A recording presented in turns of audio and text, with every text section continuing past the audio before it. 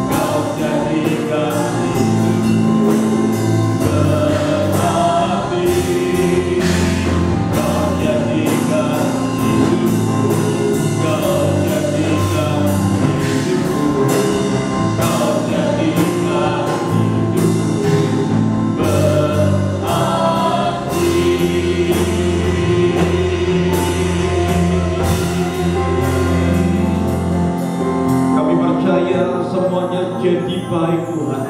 Seperti awal mulanya semuanya baik, sampai top itu terjadi.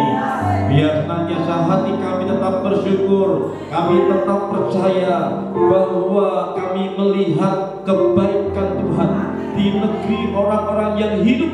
Kami percaya kami yang memiliki hidup di dalam Kristus, dan kami tetap kuat, tetap teguh Tuhan. Kami terus menanti-nantikan Tuhan berbicara buat kami pagi hari ini. Biar roh hikmat, rahmat, doakan Tuhan turun dalam hidup kami. Di dalam nama Tuhan Yesus kami berdoa dan tetap syukur. Yang percaya berkata amin. Kami kembali.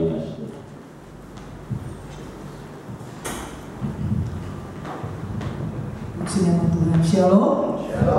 Saudara yang di tempat ini maupun saudara di rumah, mari kita mau belajar lagi akan kebenaran firman Tuhan.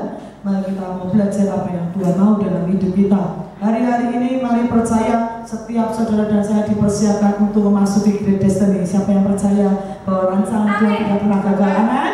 Rancangan Tuhan buat setiap saudara dan saya, membawa saudara dan saya dari kemuliaan kepada kemuliaan. From destiny to great destiny, from glory to glory, itu yang menjadi kerinduan hati Tuhan. Dan salah satu yang Tuhan harus persiapkan dalam hidup saudara dan saya hari-hari ini, lewat peristiwa-peristiwa yang hari-hari ini Tuhan izinkan terjadi dalam hidup kita, yaitu di bulan ini kita belajar tentang yang namanya Hineni. Apa itu Hineni? Hati yang mau melayani Tuhan dengan cinta, dengan passion yang kuat akan Tuhan. Saudara, mari belajar bersama-sama. Great Destiny Tuhan siapkan buat setiap saudara dan saya. Saudara, saya mengucap syukur Tuhan berikan 12 tema ini. Kenapa saudara? Bulan Februari, bulan Januari kita belajar. Tadi pagi juga disampaikan lagi oleh Pak Budi, penuh hikmat dan kebijaksanaan. Kenapa saudara? Tuhan, sekali lagi Tuhan itu ajaib. Amin. Sebelum hujan payungnya Tuhan berikan. Amin. Yang Tuhan minta kita punya hikmat dan kebijaksanaan dalam hidup kita. Kalau kita umat Tuhan yang hidup dengan hikmat dan kebijaksanaan, tidak ngawur, saudara ya, tidak ngawur, tapi pakai hikmat. Pakai hikmat, bijaksana bicara bagaimana saudara dan saya tahu mengambil keputusan, mengambil tindakan. Saya percaya Gereja sini bagian kita. Dan hari ini saya percaya umat Tuhan yang memiliki hikmat dan kebijaksanaan, walaupun bumi lagi goncang, ya, walaupun bumi goncang, firman Tuhan katakan kita terima kerajaan yang tidak tergoncangkan. Amin. Itu sebabnya tetaplah hidup dengan hikmat dan kebijaksanaan hari-hari ini. Bulan Februari kita belajar, diajar oleh Tuhan apa itu? Cool Spirit. Apa itu? Roh yang tinggal tenang. Roh yang tinggal tenang. Di sana sini ketakutan. Ya, di sana sini Februari belum seheboh saat ini saudara. Tetapi Tuhan sudah mengajar kita. Tuhan sudah memperlengkapi kita terlebih dahulu yang namanya Cool Spirit. Ya, Cool Spirit bukan berarti rohnya dingin, enggak saudara. Cool Spirit artinya apa? Punya roh yang tenang, hati yang tenang. Kapan itu dibutuhkan? Saat begini saudara. Saat begini, di mana semua orang takut, ya, takut tentang kesehatan, takut tentang ekonomi, takut tentang politik, takut tentang keadaan bangsa dan sebagainya, gitu ya. Kemarin anak saya baru sedikit mau cerita tentang keadaan Indonesia. Papa jangan terlalu, sekarang kamu belajar firman Tuhan, sekarang kamu nyembah Tuhan aja, ya, sama papanya udah nanti kamu kebanyakan mikir bangsa malah nggak cari Tuhan, ya. Kenapa? Karena Tuhan mau saudara dan saya tetap Cool Spirit. Seperti tadi pagi Pak Budi sampaikan, tidak salah saudara dan saya ngikutin, ya, ngikutin berita. Tapi kalau sudah mulai itu membuat saudara takut, Cool Spiritmu mulai hilang hati-hati saudara. Tapi kita sudah dididik sama Tuhan, punya Cool Spirit, sehingga begitu badan darat jedar gitu saudara. Cool Spirit, haleluya, ya, Cool Spirit, amin. Ya, dari kemarin kita juga belajar dalam hati yang mudah diajar dan mau belajar. Karena setiap peristiwa Tuhan pasti bicara, amin. Itu sebabnya kan kita berdoa, Tuhan berikan roh hikmat, berikan roh pengertian, berikan roh wahyu, supaya mengerti, nangkep yang Tuhan mau. Dan bulan ini, hari-hari di mana kita Passover, salah satunya apa yang membuat Tuhan naik di atas kayu salib? Hineni. Kalau dia tidak punya hati Hineni, Filipi pasal 1:21 katakan ya, Filipi pasal 1 ya, katakan bahwa dia telah meninggalkan semua ilahian, kesetaraannya dengan Allah, mengambil rupa seorang hamba, sehingga taat sampai mati di atas kayu salib. Itu sebabnya Bapa di surga memberikan kepada dia nama di atas segala nama. Jadi sekali lagi, Hineni, hati seorang hamba yang dengan kasih, dengan cinta melepaskan semua haknya. Kita pernah belajar tentang Hineni. Hineni itu bicara tentang daunnya Dolos, hamba yang dibeli oleh tuannya. Dan pada waktunya Yobel, menurut tradisi orang Yahudi, waktunya dia harusnya bebas. Oke, sekarang sudah selesai. Ya, masa perbudakanmu sudah selesai. Sekarang silahkan kamu bebas. Tetapi ini Dolos, dia memilih tidak. Karena baik keadaanku pada Tuanku, pada saat aku ada padamu, aku tidak akan pernah meninggalkan engkau. Itulah ini. Itu sebabnya di dalam kitab Keluaran katakan hamba yang seperti ini, budak yang seperti ini, dibawa tuannya kemana? Ke depan pintu rumah tuannya. Diapain? Telinganya ditendek oleh tuannya, lalu diberikan semacam meterai nama tuannya, sehingga dia akan berkata, inilah saya ini, yang untuk selamanya saya akan tetap mengabdi kepada Tuhan saya, oleh karena saya mencintai Tuhan saya. Itulah ini, ya, itulah ini. Dan Hineni, hati seorang hamba, apa hubungannya dengan Great Destiny? Mari kita membaca Yohanes 12 ayat yang ke-26. Injil Yohanes pasal 12 ayat yang ke-26. Barang siapa melayani aku, ini hamba, melayani, Hineni, melayani dengan passion, dengan cinta yang kuat akan Tuhan, ia harus mengikut aku. Dan di mana aku berada, di situ pun pelayanku akan berada. Barang siapa melayani aku, ia akan dihormati Bapa. Amin. Siapa ingin dihormati Bapa? Oh, siapa yang kepingin juga dihormati manusia aja, wah luar biasa. Waduh ya, seringkali kita dipuji, dihormati seseorang itu kan kadang tidak kita sengaja sudah hati sudah wah puji Tuhan, baru kita sudah puji Tuhan, tapi hati ini sukacita. Apalagi yang menghormati saudara bukan manusia, yang menghormati saudara Bapa di surga. Bapa di surga, siapa yang dihormati Bapa? Pelayan. Yang dihormati Bapa adalah seorang pelayan. Itu sebabnya saudara dan saya, mari belajar. Kenapa saya merenungkan, kenapa Tuhan kasih tema Hineni? Apa hubungannya sebenarnya dengan Great Destiny? Saya minta ayatnya dari Tuhan. Apa hubungannya Hineni dengan Great Destiny? Apalagi di hari-hari ini? Wow, saudara, hari-hari dimana tadi barusan waktu saya breakfast dengan anak saya bilang, temannya jualan masker, satu box harga sekian ratus ribu. Mahal amat sih. Apa aja jualannya separuh harga dari situ. Wah, itu masih belum berapa, Mak. Ada temanku yang satunya lagi jualan masker, satu box harganya sekian. Ya memang situasi seperti ini sih, boleh-boleh aja sih, sah-sah saja sih jualan. Ambil untung boleh nggak, Saudara? Boleh. Tapi lihat dulu yang dijual apa. Itu barang-barang yang sedang diperlukan hari-hari ini. Ya jangan ambil untung banyak-banyak lah. Pak Budi juga jualan masker gitu kan. Tapi juga ambil untungnya nggak banyak-banyak. Yang penting pokoknya ada pemasukan aja lah cukup. Ya, yang penting kita bisa jadi saluran berkat buat yang lain. Ya, saudara, firman Tuhan katakan hari-hari ini, saya mau beritahu kepada saudara, justru ketika saudara dan saya tadi disampaikan pemurnian, salah satunya apa yang dimurnikan? Siapakah yang sungguh-sungguh melayani Tuhan dan siapa yang tidak sungguh-sungguh melayani Tuhan? Maleakhi pasal 2. Maleakhi pasal 2. Firman Tuhan katakan bahwa pada hari akhir Tuhan akan membedakan, Tuhan akan membuat sebuah perbedaan antara orang-orang yang sungguh-sungguh beribadah kepada Tuhan dengan orang yang tidak sungguh-sungguh beribadah kepada Tuhan, kepada orang yang melayani Tuhan dan siapa yang tidak melayani Tuhan. Maleakhi pasal 2. Baca itu sebabnya Hineni itu salah satu cara yang Tuhan akan bawa untuk membuat saudara dan saya menikmati Great Destiny. Kenapa saudara? Karena Tuhan katakan, apakah kau ingin menjadi besar? Barang siapa ingin menjadi besar di antara kamu, hendaklah ia menjadi pelayan. Hendaklah ia jadi pelayan.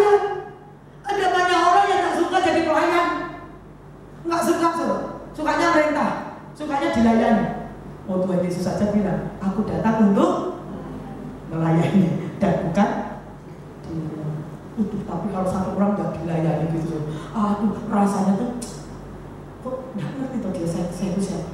Kok dia nggak ngerti siapa saya? Kok dia nggak melayani saya? Waduh, saudara ya. Wah, hari-hari ini mari belajar, ya, mari belajar.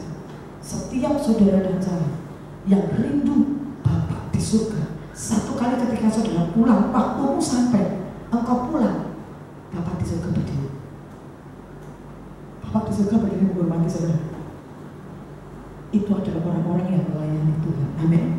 Dan ciri khas yang dituntut seorang pelayan daripada Tuhan adalah barang siapa melayani aku, ia harus mengikut aku, dan dimanapun aku berada, di situ pun pelayanku akan ada. Ini bicara sedetak saudara, seirama dengan apapun. Kita kapan hari ini ya, lagunya enak kan? Apapun yang Tuhan mau inginkan, apapun yang Tuhan mau melakukan, asal hati Tuhan senang, semua aku serahkan, namanya apapun saudara.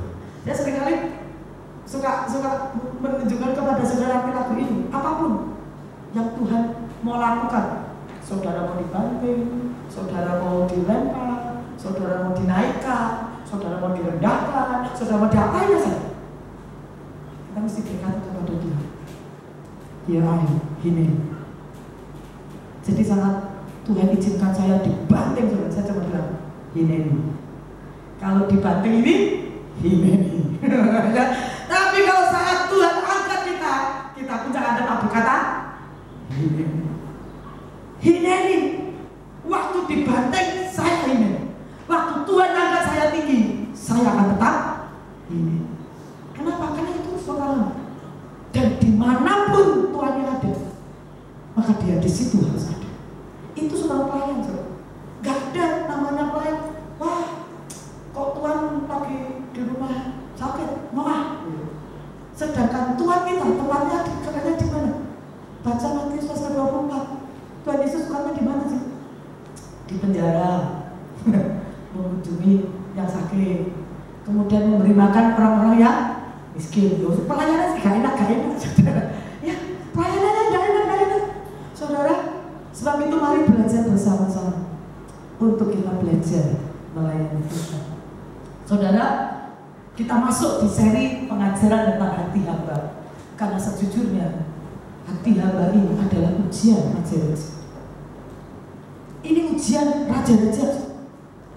Karena Tuhan katakan ini, siapa ingin jadi yang besar di antara kamu, hendaklah yang menjadi pelayan. Kalau saudara dan saya belum bisa menjadi pelayan, kita nggak akan pernah dibawa kemana-mana. Kenapa? Karena itu sebuah sikap hati. Kalau kita belum bisa punya sikap hati seorang pelayan, nggak akan bisa jadi seorang pemimpin. Makanya ini ditiru loh saudara. Ini ilmu Alkitab itu ditiru oleh ilmu leadership, servant leader. Kalau saya pernah ikut seminar kepemimpinan, ya servant leader. Apa itu? Pemimpin dengan hati seorang hamba. Loh itu diambil, loh itu sekular. Itu seminar sekular itu memberi banyak yang memberi judul, ya, memberi judul seminarnya servant leader, pemimpin dengan hati hamba. Makanya biasanya setiap manajer ke atas sebelumnya dibawa ikut seminar ini. Saudara dan saya, kita belajar dari hari ini tentang hati hamba. Amin. Karena ketika kita punya hati hamba, siap untuk jadi raja-raja. Amin. Saudara mau jadi raja-raja? Atau cuma saya? Atau cuma beberapa? Haleluya. Ya, seberapa saudara yang mau dibawa Tuhan menjadi level raja-raja, siapkan hati seorang hamba. Ya, saudara, kita sudah belajar tentang Matius pasal 24 ayat 45 sampai ayat 47. Saudara yang belum mengikuti, saudara nanti bisa membaca lagi di rumah Matius 24 ayat 45 sampai 47. Di mana Tuhan Yesus mencari hamba yang setia dan bijaksana. Untuk apa? Yang siap diangkat untuk menjadi pengawas, pemilik segala pemilik daripada Tuhan. Ya, menjadi pengawas segala milik Tuhan. Apa yang menjadi milik Tuhan? Oh, luar biasa loh. Emas perak Tuhan punya. Ya, emas perak Tuhan punya. Dan Tuhan butuh pengawas. Tuhan butuh pengawas, saudara. Saudara mau dijadikan pengawas miliknya Tuhan? Luar biasa. Ya, tentunya jadi bendahara Tuhan, saudara. Saya yakin kalau sudah ngomong kayak begini semua orang, saya mau Bu, oh saya mau Bu, saya mau. Tapi ingat sekali lagi, yang diminta apa? Matius 24. Orang-orang yang memberi makan pada waktunya. Loh, sekali lagi, saudara. Nanti belajar ya. Saudara belum mengikuti, saudara bisa belajar ini. Ya, kemudian Matius pasal 25 ayat 1 sampai ayat 13. Kita sudah juga belajar bagaimana Tuhan mengajar kepada kita tentang liga bis, 5 gadis bodoh, 5 gadis bijaksana. 5 gadis bodoh, 5 gadis bijaksana. Ya, Tuhan mengajarkan kepada kita seberapa saudara dan saya mau dididik, seberapa saudara dan saya mampu membuat perhitungan dengan tepat, seberapa saudara dan saya tahu memakai uang. Lihat 5 gadis bijaksana. Dia pakai uangnya untuk apa? Membuat pelitanya tetap nyala. Tapi 5 gadis bodoh, dia punya uang enggak? Punya uang enggak? Punya. Dia bilang, sebentar ya, saya pergi dulu membeli. Punya duit enggak? Punya. Tapi di mana yang punya? Eman yo, simpen aja dong. Kan enggak tahu besok terjadi apa. Eman. Begitu tuannya datang, nah lo, pelitanya. Tapi gadis yang bijaksana, dia tahu persis bagaimana harus menggunakan uangnya. Amin. Sebab itu setiap saudara dan saya belajar sebagai seorang hamba. Ya, seorang gadis yang bijaksana, hamba yang bijaksana itu antisipatif, bukan reaktif. Itu seorang hamba yang bijaksana. Itu seorang gadis yang bijaksana. Antisipasi. Oh, kenapa? Dia dapat hikmah. Dia memiliki kepekaan yang daripada Tuhan. Jauh-jauh hari Tuhan persiapkan. Tuhan aja mempersiapkan. Loh, saya tidak ngerti loh kalau terjadi COVID di Indonesia. Tidak ngerti saudara. Yang tentang Tuhan itu aja baru dengarnya setelah Indonesia masuk COVID. Terus beberapa saudara teman-teman hamba-hamba Tuhan di Jawa Barat beberapa kena COVID, baru saya dengar cerita tentang Tuhan. Allah ternyata di Wuhan itu terjadi. Wah, ya harap maklum saudara ya, jarang-jarang buka televisi. Oh, sekarang keseringan buka televisi kita ngeliatin berita sekarang. Ya enggak ketinggalan berita dunia. Saudara, Tuhan aja memperlengkapi kita. Loh, saya tidak tahu kalau mau terjadi COVID, enggak tahu saudara. Saya betul-betul tidak tahu. Tetapi Tuhan mempersiapkan kita. Coba kalau kita enggak dipersiapkan, hidup penuh hikmat dan kebijaksanaan. Bingung hari ini saudara. Waduh, mungkin sebagian ada di antara saudara dan saya kena terdampak ekonominya, sebagian mungkin kena terdampak dalam pekerjaannya, sebagian mungkin kena terdampak dalam kesehatannya dan lain sebagainya. Kalau kita tidak punya hikmah, tidak punya kebijaksanaan, wah ya saudara, hari ini mereka bingung. Kita harus ngapain? Terus saya harus bagaimana? Bingung saudara. Kalau kita tidak punya konsep,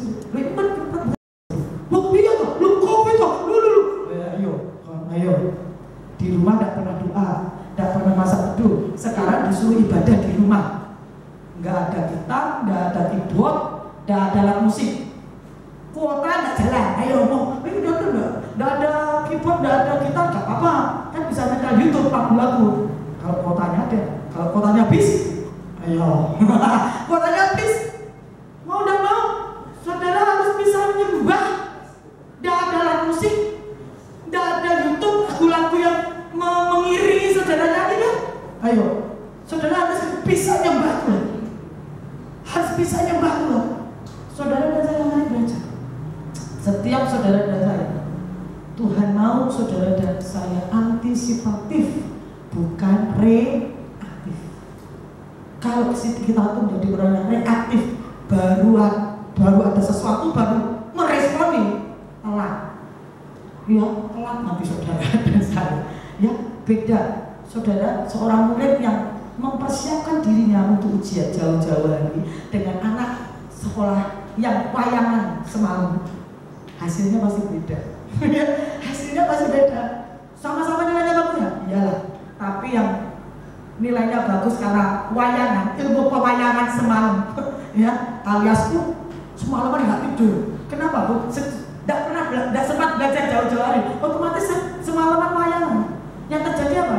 Mungkin nilainya bagus karena semalam dia berusaha menghafalkan, tapi cuma hanya sekedar dapat nilai bagus.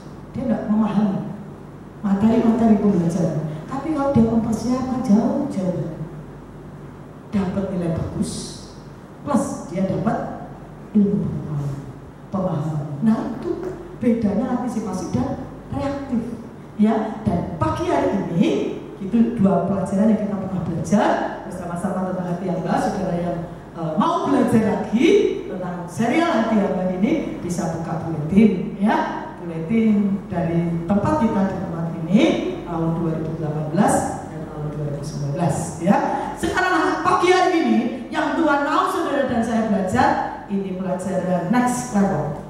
Matius 25 ayat 14 sampai dengan 23. Saya percaya ini saudara sering kali mendengar dan sudah sering kali membacanya. Itu perumpamaan ketika Tuhan mengajar kepada murid-muridnya yang Tuhan sebut inilah hamba yang baik dan yang setia. Siapa itu? Saudara ingat, nanti saudara baca di rumah Matius pasal 25 ayat 14 sampai 23. Ada seorang tuan yang hendak bepergian, maka dia mempercayakan talenta, dia panggil 3 orang hambanya. Yang satu dia kasih 5 talenta, yang satu dia kasih 2 talenta, yang satu dikasih 1 talenta. Kenapa berbeda? Masing-masing menurut kesanggupan. Masing-masing menurut kesanggupannya. Ada yang diberi 5, ada yang diberi 2, ada yang diberi 1. Sudah tahu semua ceritanya. Yang 5, yang 2, wah, mengusahakannya. Ya, yang 1, ya, lu sudah dapat 5, lu dapat 2, baru 1. Tuannya datang, maka dipanggillah ketiga hambanya. Yang diberi 5, dia berkata kepada tuannya, Tuhan mempercayakan kepada saya 5, dan inilah talenta Tuhan berserta dengan labanya 5 talenta. Demikian dengan juga yang 2 talenta. Hamba yang dapat 1 ngomongnya, Tuhan, aku tahu Tuhan itu jahat, Tuhan yang jahat, Tuhan yang suka ingin menuai di mana Tuhan tidak menabur.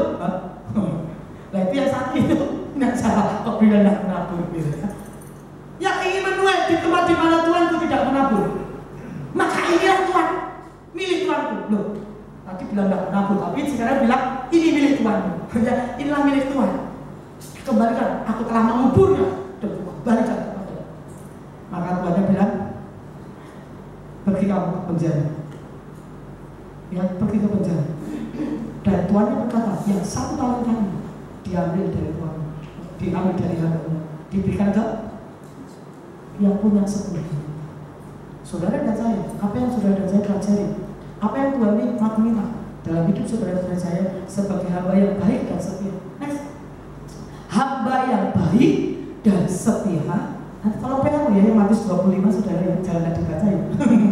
Kalau sudah tahu, sudah sering dengar dan sudah sering membaca ayatnya, tapi tolong saudara baca sekali lagi di rumah, ya.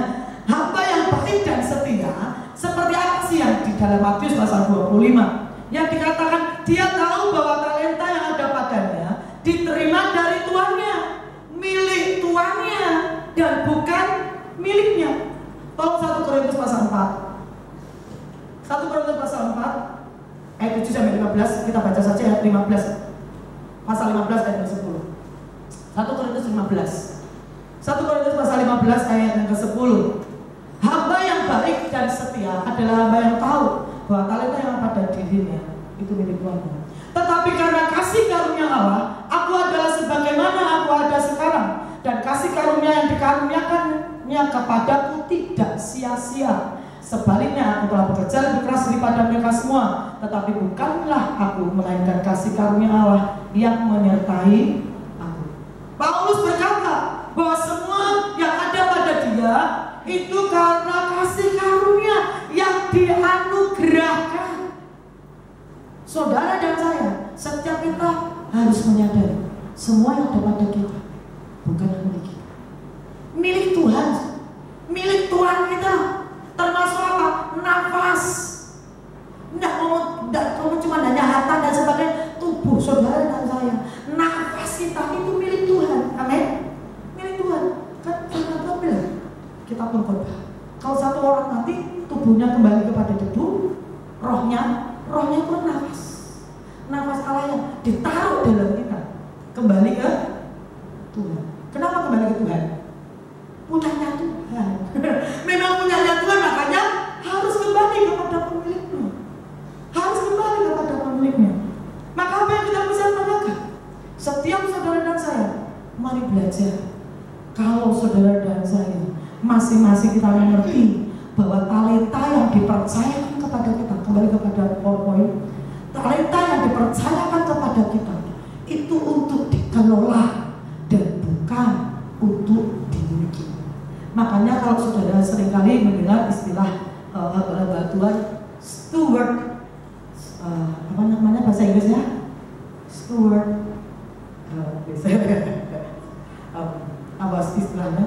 Steward itu adalah pengelola, ya, pengelola, bukan owner. Steward dan yes, ucapannya betul-betul salah. Jangan ketawa kalau salah, betul kan? Kalau ya, yang masih bahasa Inggris ya, spelling saya suka salah ya. Kalau salah tolong diperbaiki ya. Steward, ya, stewardess, ya, ya, steward ya. Steward atau steward? Hah? Yang keras. Ya, pengelola, bukan owner. Ya, makanya kalau saudara lihat satu perusahaan, itu beda tuh. Ada yang namanya owner, ada yang namanya CEO. CEO itu chief head office. Dia pemimpin pabrik, tapi bukan pemilik. Ada yang seperti itu. Yang punya perusahaan tidak ikut-ikut. Misalnya seperti gede modal. Aku punya duit, bangun pabrik, tapi dia tidak jalankan pabriknya. Dia tidak jalankan usahanya. Yang jalankan usahanya orang lain, dia gaji orang lain. Itu namanya CEO. Walaupun ada beberapa owner atau pemilik perusahaan, dia juga ikut kerja. Nah itu CEO merangkap owner, ya. CEO merangkap owner, ya. Makanya saya kenal beberapa CEO ketika beberapa manajer ini diangkat menjadi CEO, saya selalu berkata ini ilmunya.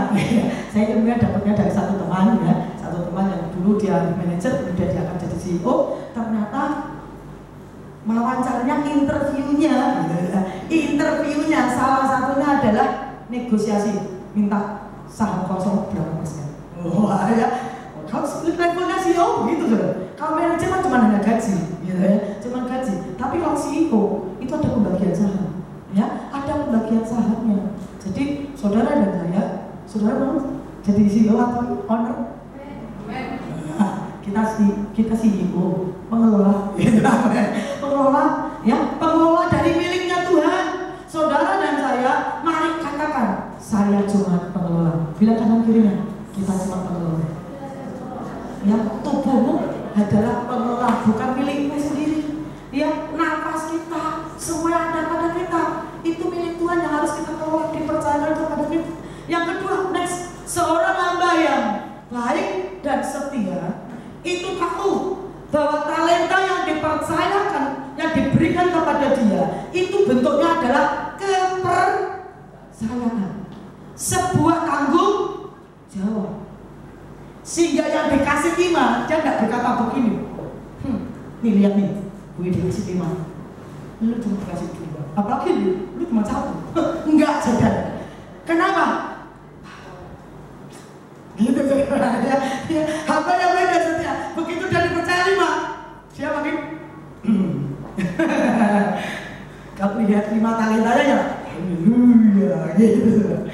Tapi ingat, hamba yang baik dan setia, dia tahu bahwa yang diberikan Tuannya itu adalah bentuknya sebuah kepercayaan, sebuah tanggung jawab. Namanya kepercayaan. Maka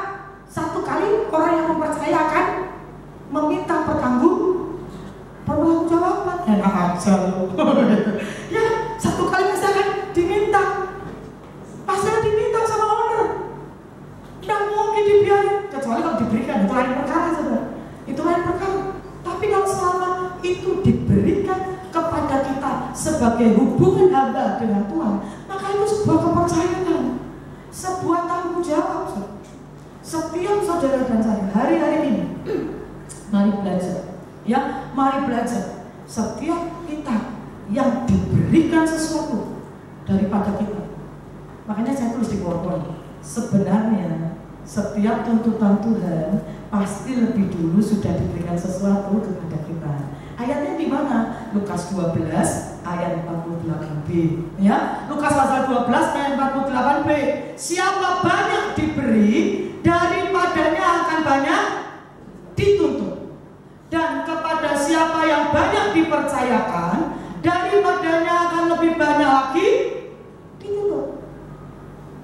Saudara dan saya dipercayai 5, diberikan tanggung jawab 5. Dituntutnya ngoyo itu. Kasih 5, harus kasih 5. Ngoyo benar nih. Yang 2, ya ngoyo juga sih. Tapi kan nggak terlalu ngoyo kayak yang 5 gitu. Yang 5 tuh ngoyonya bisa pagi dibikin sih, pagi dibikin malam bener gitu. Kalian sama, ini kerjanya yang lain bisa santai, minum kopi di sore hari, bisa hai, kita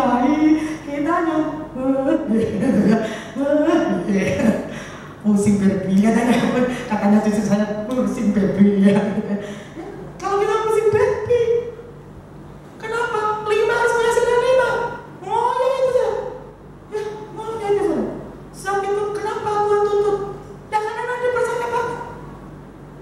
Saudara dan saya, kenapa Abraham? Ini langsung dicarikan sama saya free. Gambarnya Abraham, ini. Kenapa yang Tuhan tuntut? Bukan harta milik Abraham untuk dipersembahkan, tapi justru Ishak. Kenapa Tuhan tuntut itu? Karena Tuhan sudah beri, dan itu yang terbaik di hati Abraham. Setiap saudara dan saya pasti ada di hati saudara dan saya sesuatu yang terbaik di hati. Dan hati-hati sudah. Seringkali karena itu apa diletakkan itu diletakkan. Kalau mau yang kecil-kecil Tuhan nggak terlalu tertarik. Kenapa? Namanya korban. Korban itu apa? Berarti ada yang disembelih. Ada yang disembelih. Itu udah enak, kalau yang disembelih itu udah ada yang namanya enak. Siapa sih suka disembelih? Nggak ada tuh. Ya kalau satu orang disembelih, kalau bilang aduh, rasanya sakitnya berdaging. Tapi itulah Tuhan mau setiap saudara dan saya jadi hamba yang baik dan setia. Amin. Supaya saudara bisa dipercaya dengan perkara yang lebih besar lagi. Ya, jadi setiap saudara dan saya. Tadi pagi saya ajak jemaat yang tidak dengan tangan yang hampa. Kenapa? Karena semua yang ada padaku, karena semua yang Kau sudah beri atas hidupku. Satu pujian di sini yang baru sangat memberkati kita. Ya, Kau hiasi kehidupanku dengan kemuliaan-Mu. Tuhan saja menghiasi kita. Ajaib aja saudara. Ya, wah kita yang nggak dipandang manusia, tapi sama Tuhan dihiasi. Wih, ajaib banget Tuhan itu. Kok gimana caranya Tuhan menilai kita ya? Kok kita sih nggak dianggap manusia ini loh? Sama Tuhan kok dipandang indah. Kok luar biasa banget. Ya, saat itu setiap saudara dan saya Tuhan mau. Ya, seberapa yang Tuhan percaya kepada kita. Jangan membuat saudara dan saya menjadi lemah. Amin. Ada banyak orang ingin dipercaya perkara besar, tetapi ketika hidupnya mulai dituntut, mulai ngamuk, aku lagi, apa-apa aku. Saya selalu berkata kepada anak saya, loh iya, ucap dulu, berarti itu berkata anak sulung. Dia berarti anak sulung. Anak-anak sulung kan dikit-dikit mesti, kamu kan kakaknya. Halo, kan anak sulung. Mulai ngomong lah. Ya, anak sulung. Ya kan, biasanya kalau anak sulung udah digituin sama papa-mamanya, kan kamu kakaknya. Ya, salah nggak salah selalu dibilang, kan kamu kakaknya. Itu anugerah.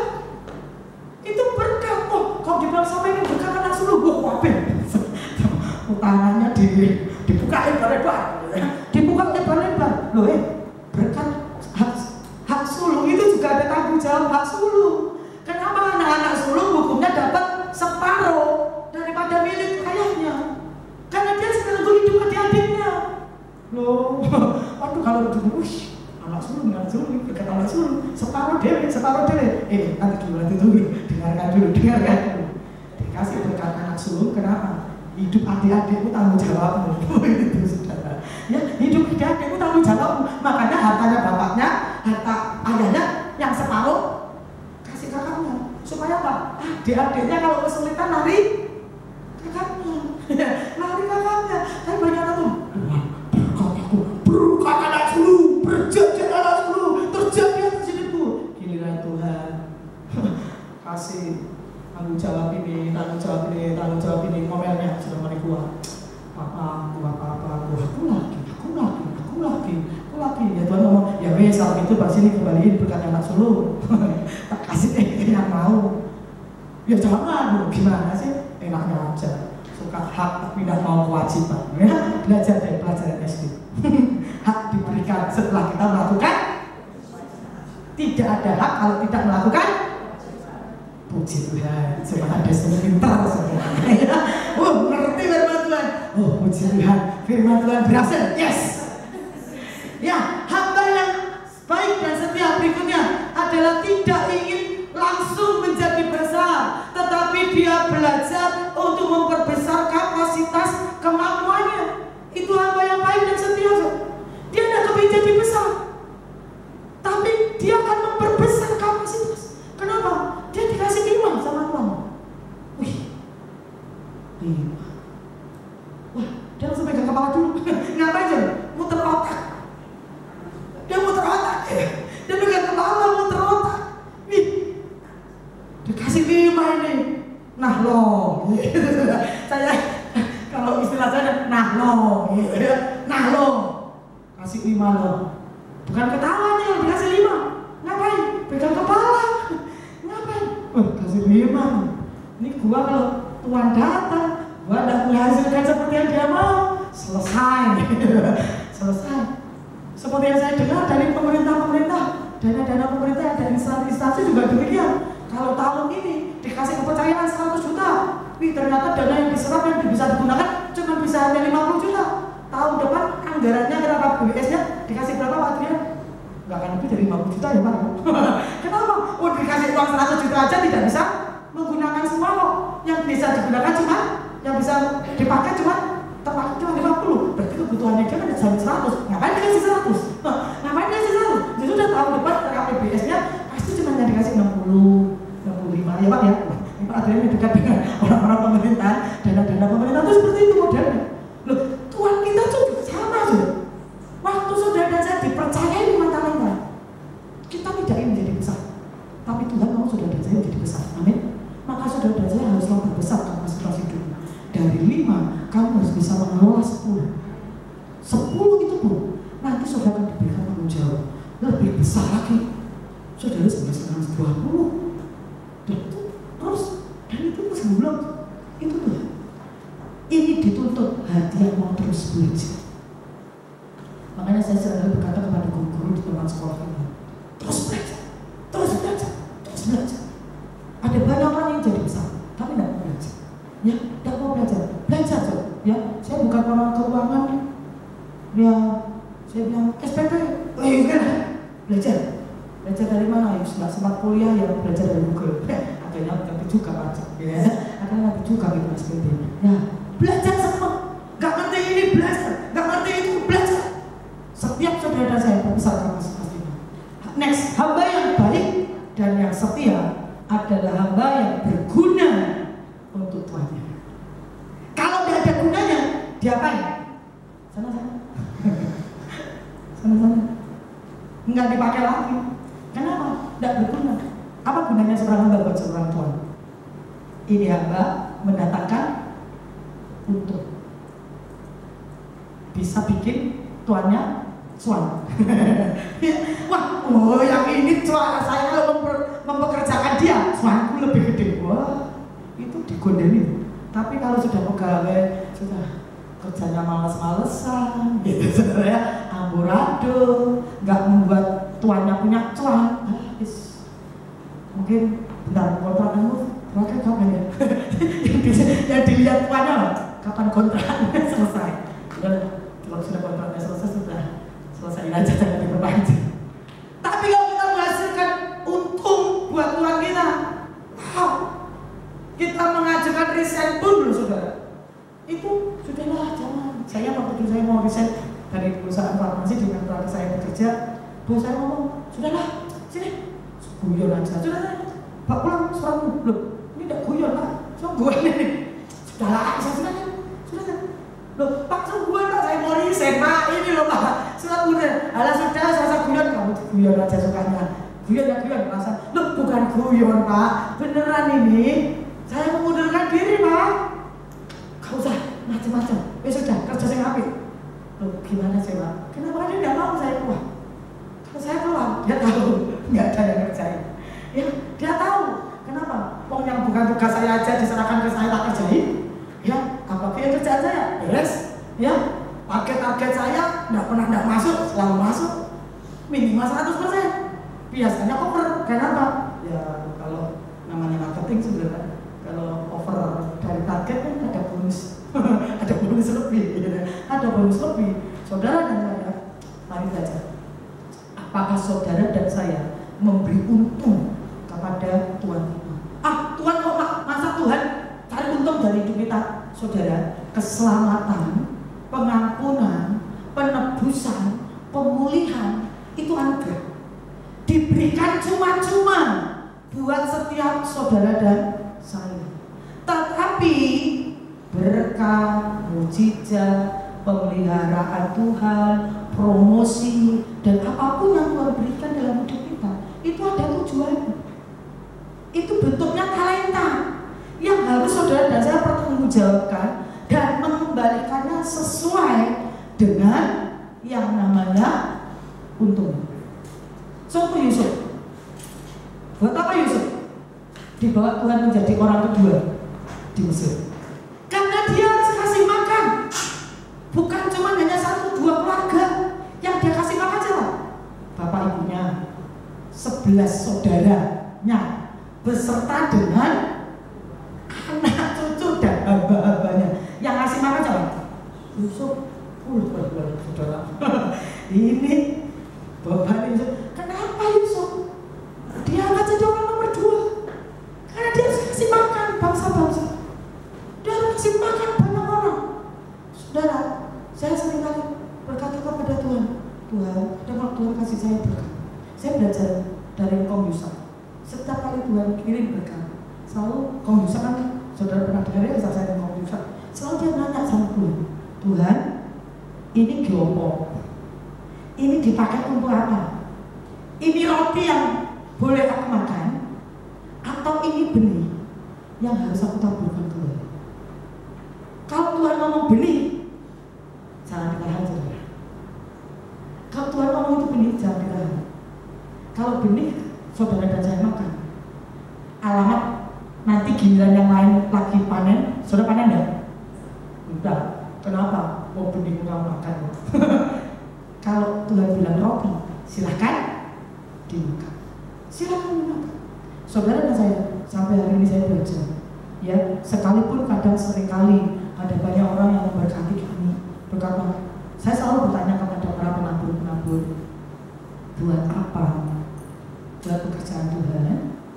Kalau bilang pekerjaan Tuhan pun saya selalu nanya, buat yang mana? Gereja atau sekolah? Kadang, enggak langsung ibu atur, loh, jangan dulu, saya nanya dulu. Dah ibu tahu yang menjadi keperluan yang lebih perlu yang mana? Gereja ataukah sekolah? Kalau yang butuh untuk gereja, silahkan pakai untuk gereja. Kalau yang butuh sekolah, silahkan pakai untuk sekolah. Kalau dua-duanya sudah tercukupi, silahkan untuk ibu sendiri. Oh, ibu juga kan ya? Nah, betul juga betul ya sebenarnya. Anak saya juga butuh uang SPP, ya. Anak saya juga butuh uang SPP dan uang kuliah juga, ya. Sama sebenarnya. Setiap saudara saya mau belajar. Karena saya Tuhan, saya mengucap syukur Tuhan didik saya. Walaupun dalam tanda kutip, saya harusnya kalau di keluarga saya mendapat cap yang ada kalau sudah uang masuk di rumah, ini rada susah keluar, bukan susah keluarnya maksudnya sebenarnya, saudara. Saya nanya Tuhan dulu, ini untuk apa? Ini untuk apa? Ya, kadang anak-anak saya juga suka ngeliatin rekening mamanya, gitu ya. Suka ngeliatin rekeningnya mamanya, gitu. Wah, mama habis dapat berkat. Tuhan bilang sekian persen untuk ini, sekian persen yang roti. Ya, sekian persen yang roti. Ayo belajar hikmat dan kebijaksanaan. Saya bilang ya, belajar hikmat dan kebijaksanaan. Ya, setiap saudara dan saya, apapun yang Tuhan taruh dalam hidup kita, saudara dan saya, Tuhan pasti akan minta apa untungnya Tuhan memberkati saya. Apa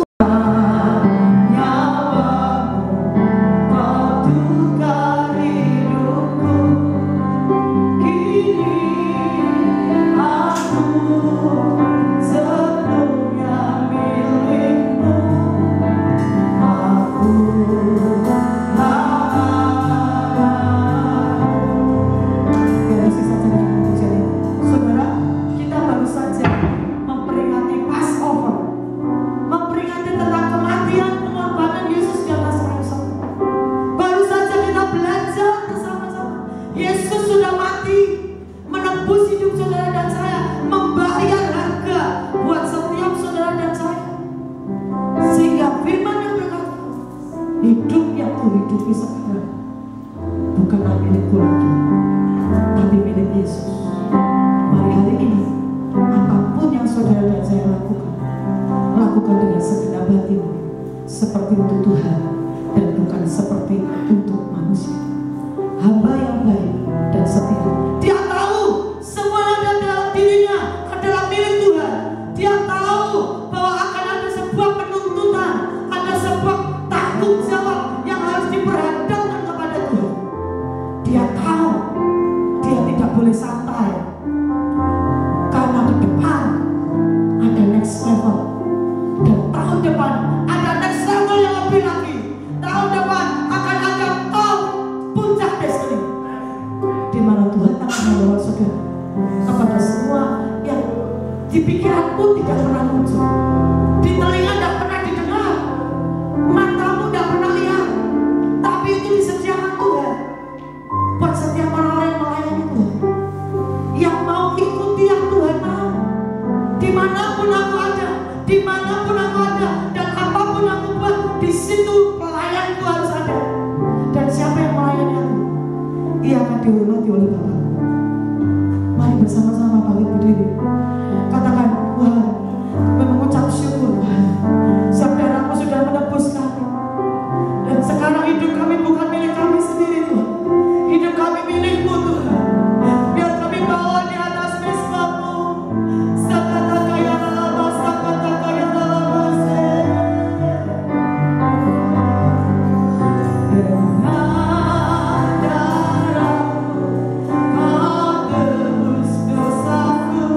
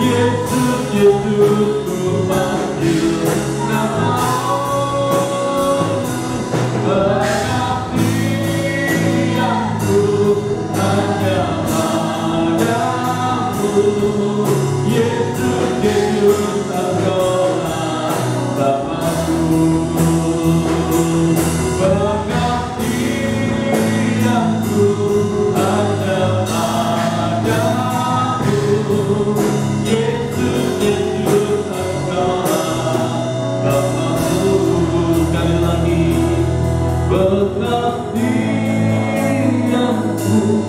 hanya padamu, Yesus, Yesus, Engkaulah Bapakku. Kekasih Tuhan, dimanapun engkau berada siang hari ini, ketika engkau memerlukan pribadi Yesus, saya ingat kisah daripada Bartimeus ketika dia berkata, Yesus, anak Daud, kasihanilah aku. Maka ketika itu juga Bartimeus itu disembuhkan. Siang hari ini dimanapun engkau berada, ketika engkau mengalami kesesakan, keletihan, ketika engkau memanggil dan menyebut nama Yesus, Tuhan di atas segala Tuhan, dan kita memposisikan sebagai hamba, dan kita butuh Tuhan itu. Ketika engkau berkata, Yesus, kasihanilah aku, maka segala sakit penyakit kelemahan tubuh saudara dimanapun disembuhkan di dalam nama Yesus. Mari taruh di bagian yang sakit, kalau itu di kepala, kalau itu di telinga, kalau itu di dada, kalau itu kau hari ini sedang demam, dimanapun kau berada, hamba berdoa dari tempat ini, di dalam nama Tuhan Yesus, semua kelemahan, semua sakit penyakit, dia sudah tanggung di atas kayu salib, ini sudah selesai, dan terima kesembuhan, terima pemulihan, di dalam nama Tuhan Yesus. Semua sakit penyakit sembuh sempurna, sembuh sempurna, keluar dari tubuh anak Tuhan, dalam nama Yesus sembuh sempurna, dalam nama Yesus. Engkau yang hari-hari ini sedang mengambil jalan buntu dalam ekonomi, dalam keuangan Tuhan, mari angkat tanganmu kepada Tuhan sebagai sebuah penyerahan. Tuhan, aku butuh pencerahan, aku butuh hikmat daripada Tuhan. Ketika tangan kananmu berdiri, ketika tangan kananmu diangkat oleh Tuhan, dari tempat ini aku berdoa, roh hikmat, roh wahyu turun atas hidupmu. Dan ketika kau mengangkat tangan, Tuhan akan turun tangan dan membuat terobosan demi terobosan. Engkau akan melihat dan mengalami selama ini kau ada di padang gurun, Tuhan akan membuat padang penuh dengan bunga, padang penuh dengan tumbuh-tumbuhan, padang penuh dengan buah-buahan ada di dalam hidupmu. Engkau nikmati, engkau alami, dan terima dengan iman, terima dengan iman, terima dengan iman. Ya,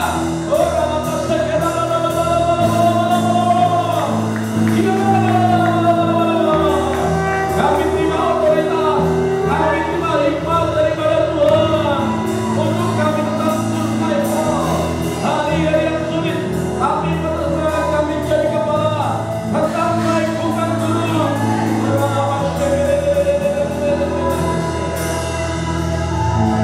Kami bersyukur buat siang hari ini, biar taruh hati ini tetap